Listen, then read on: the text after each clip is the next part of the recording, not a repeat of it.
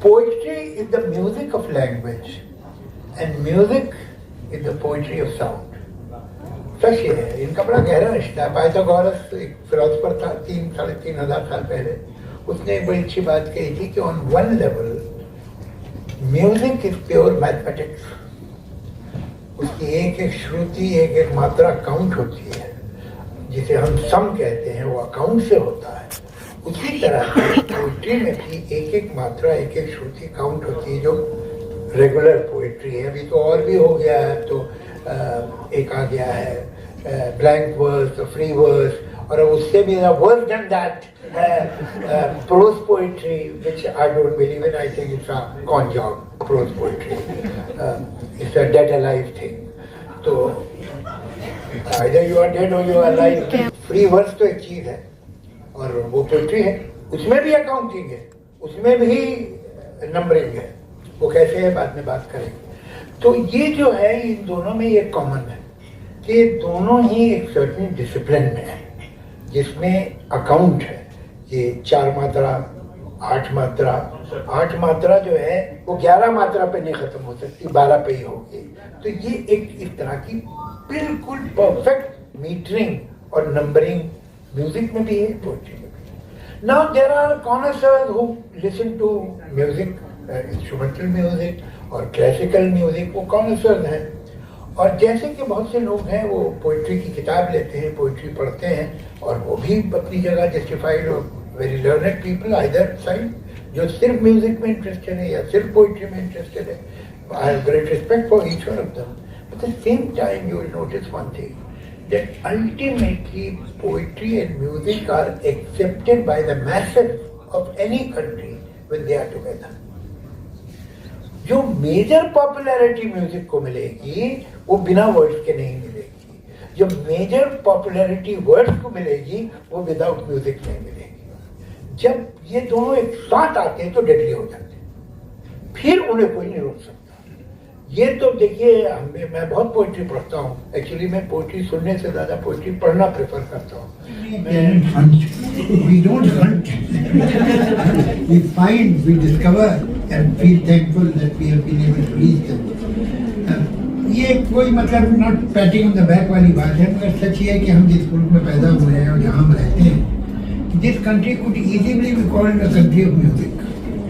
मतलब हमारे दुनिया में कोई दूसरा मुल्क नहीं है जहाँ पर एक कंट्री में 200 of years ओल्ड ट्रेडिशन हो म्यूजिक की। ये है हिंदुस्तानी, ये है कर्नाटकी। कोई दूसरा मुल्क मेरे ध्यान में तो नहीं है जहाँ 2 ट्रेडिशन अलाइव हो जो कि हज़ारों साल पुरानी है। फिर आप जरा हमारा फोक देखिए, तो आप एक एंड से इंडिया के दूसरे एंड जाइए, आप कश्मीर से कन्याकुमारी चले जाइए, कि आप महाराष्ट्र से मणिपुर तक चले जाइए। हर इलाके में एक फर्क होता है। गुस्सा शरीफ आदमी को भी आता है और गुस्सा घटिया आदमी को भी आता है। उन दोनों के गुस्से में फर्क होता है। शरीफ आदमी गुस्से में पूरी शराफत छोड़ता नहीं। शरीफ आदमी की पहचान क्या है कि जब वो गुस्से में आता है, जो जिसको तुम कहा कहता था वो दोस्ती में उसे आप कहने लगता है। इसके मतलब मैं आपको दूर कर रहा हूँ, आप कहें। और जो घटिया आदमी होता है, जिसे आप कह रहा होता है, जब गुस्सा आता है तो उसे तुम कह रहे हो। सर, तो वो दिल का अच्छा भी तो हो सकता है सर, जो तुम कह रहा है। जबान का अच्छा नहीं है। Okay, last question. डॉल्बी से करण ग्रोवर जी आते थे और वो बताते थे डॉल्बी कैसे उनकी टेक्निकली हेल्प कर सकता है। तो इस तरीके के अच्छे स्पीकर्स हुआ करते थे। और ये इनिशिएटिव हम लोगों ने सिर्फ ऐसा नहीं कि जावेद साहब का विजन ये है कि हमारा काम सेंट्रलाइज्ड और सिर्फ बॉम्बे बेस्ड नहीं होना चाहिए। वी आर वेरी इंक्लूसिव और पूरा पैन इंडिया काम होना चाहिए।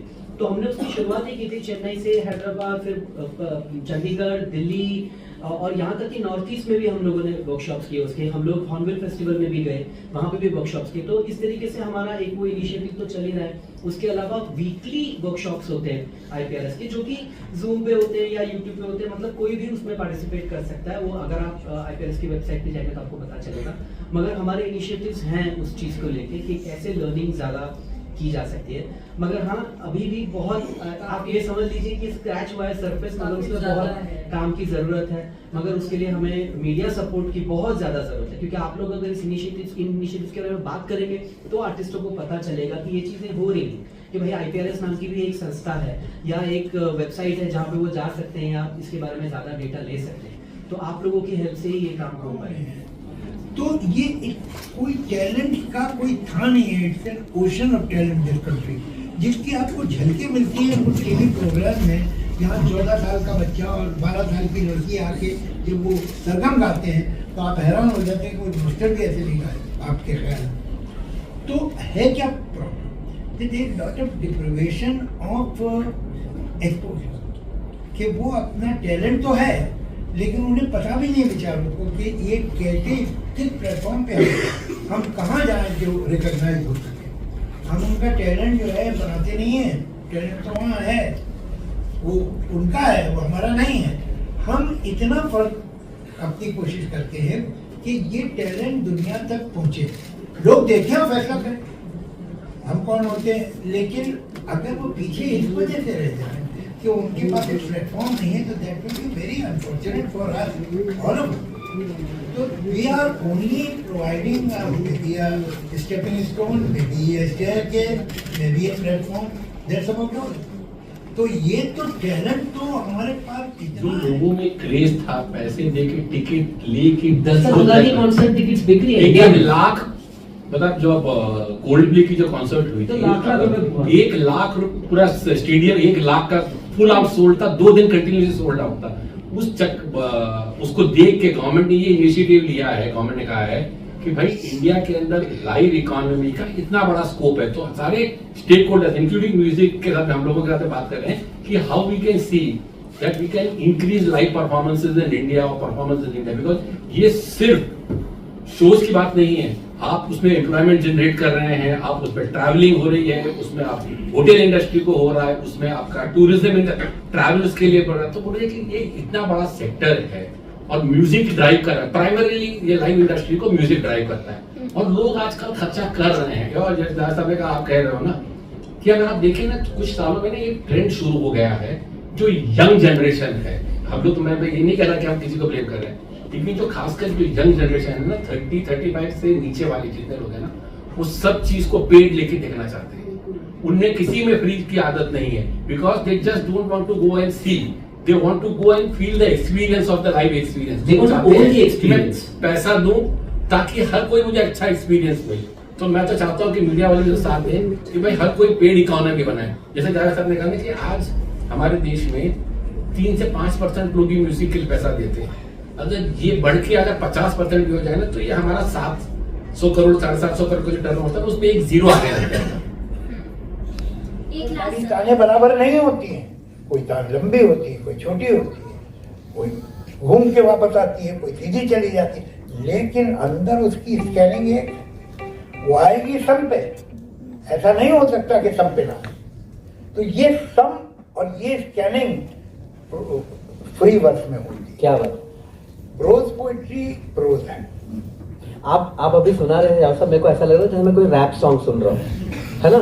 तो रैप तो आपके लिए बहुत आसान होगा लिखना फिर। जी, वो मेरी जनरेशन में है। मेरे ग्रैंडफादर ने, वो was a very well known poet of his time, तो उनकी कई चीजें जो आप लोग को भी मालूम होंगी, ये नहीं मालूम होगी, उनकी लिखी हुई। जैसे एक है, न किसी की आँख का नूर हूँ न किसी की, it is written by my grandfather and somehow it has been attributed to Bahadur Shah Zafar, but it's not true. And it has been proved beyond any doubt by the critics and literature historians. तो उन्होंने एक गज़ल लिखी थी जिसका एक line एक full escape page में आती। एक लाइन। तो वो जो है वो उसमें मैंने एक शेर उसका पढ़ा है, आपको उसमें मिल जाएगा YouTube पे, मैंने स्टेज पे पढ़ा था कहीं। तो ये वो रैप ही था एक्चुअली। हाँ।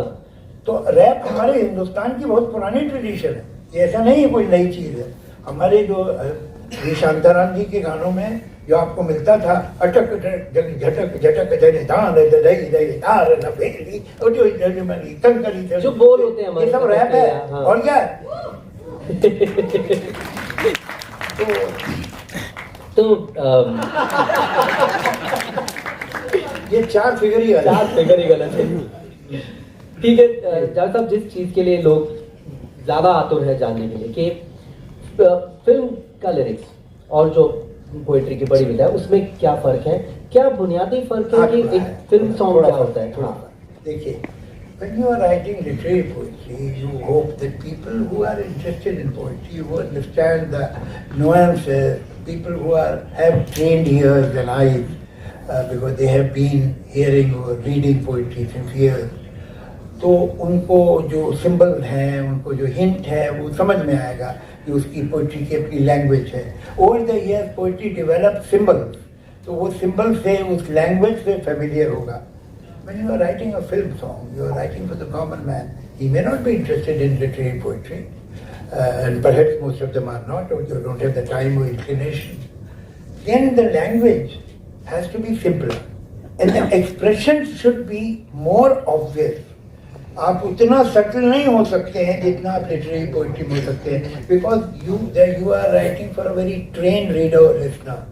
यहाँ ये ट्रेन नहीं है, तो उसको आपको बहुत कॉम्प्लिकेट कर दिया कि बात पहली लाइन से शुरू होकर तीसरी लाइन में कंप्लीट हो, वो कंफ्यूज हो जाएगा. तो your expression has to be more basic and simple, but that doesn't allow you to be bad. ये लोएस्ट कॉमन डिनोमिनेटर जो है is no excuse for substandard work. You can do extremely good work in lowest common denominator too. This is no excuse for bad work. तो हम देखिए, आप शाहिर को देखिए, शैलेंद्र को देखिए, मधु को देखिए, राजेंद्र कृष्ण को देखिए, who is less celebrated than them, मगर वो भी बहुत गजब का राइटर था. ये लोगों ने जो गाने लिखे हैं, ये एक आम आदमी भी समझता है और एक लिटरेट भी समझेगा जो पोइट्री लिटरेट है. तो ये जो आपको देखिए, आप अगर आप पब्लिक लाइफ में हैं, if you are talking to the expert, अगर देखिए यहाँ जो लोग बैठे हैं, दे आर म्यूजिक पीपल, इनसे हम बात किसी और तरह कर सकते हैं, श्रुति की बात कर सकते हैं और इसकी बात. लेकिन अगर पब्लिक इतनी जहाँ 10,000 आदमी है या 5,000 आदमी है, उनसे यही बात डिफरेंट लैंग्वेज में करनी पड़ेगी. सेम लैंग्वेज नहीं यूज कर सकते, तो उस बात मत चेंज करो, बात वही कहो जो कहनी है, लेकिन you have to see that you are communicating, otherwise why are you talking.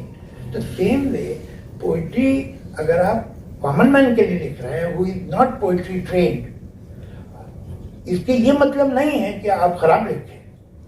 आप अच्छा ही लिखिए मगर कम्युनिकेटिव. जैसे कि हो सकता है कॉमन मैन आपको ये ना बता सके कि सितार पे क्या बज रहा है, ये गमन है, ये क्या है, कौन सा राग है, डजंट मैटर, मगर आप ऐसे तो बजाइए कि आप उसकी अटेंशन होल्ड कर सके. तो उसी तरह से अगर वो बेचारा समझ ही नहीं आ रहा उसे क्या हो रहा है, तो फिर आप फेल हुए, वो फेल नहीं हुए. लेकिन जावेद साहब, मैं जब when I talk to my